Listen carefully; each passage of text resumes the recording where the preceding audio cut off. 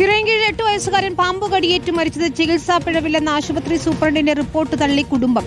കുട്ടിക്ക് പാമ്പ് കടിയേറ്റെന്ന് സ്ഥിരീകരിക്കാനായില്ല എന്നാണ് സൂപ്രണ്ടിന്റെ വിശദീകരണം. എന്നാൽ വിഷബാധ സംശയിക്കാനുള്ള കാരണങ്ങൾ ഉണ്ടായിരുന്നുവെന്ന് ആവർത്തിക്കുകയാണ് കുഞ്ഞിന്റെ പിതാവ്. ചിറയൻകീഴ് അഴൂരിൽ 8 വയസ്സുകാരൻ ദിക്ഷൽ പാമ്പുകടിയേറ്റ് മരിച്ചതിൽ ഗുരുതര ചികിത്സാ പിഴവ് ആരോപിച്ച് ഇന്നലെ കുടുംബം രംഗത്തെത്തിയിരുന്നു. പുലർച്ചെ ആശുപത്രിയിൽ എത്തിച്ച ദിക്ഷലിന് ചിറയൻകീഴ് താലൂക്ക് ആശുപത്രിയിൽ നിന്ന് ആന്റിവെനം നൽകിയില്ലെന്നും മെഡിക്കൽ കോളേജിലേക്ക് റഫർ ചെയ്യുക മാത്രമാണ് ഉണ്ടായതെന്നും കുടുംബം ആരോപിക്കുകയുണ്ടായി.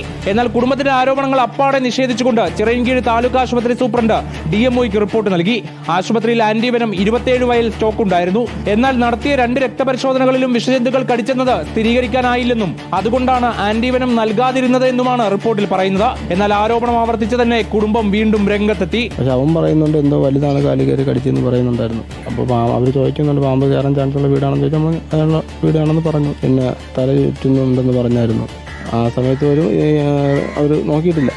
റിയാക്ഷൻ കാണിച്ചു തുടങ്ങിയപ്പോൾ എന്താണെന്ന് പരിശോധിച്ചിട്ടില്ല. റിപ്പോർട്ടർ, തിരുവനന്തപുരം.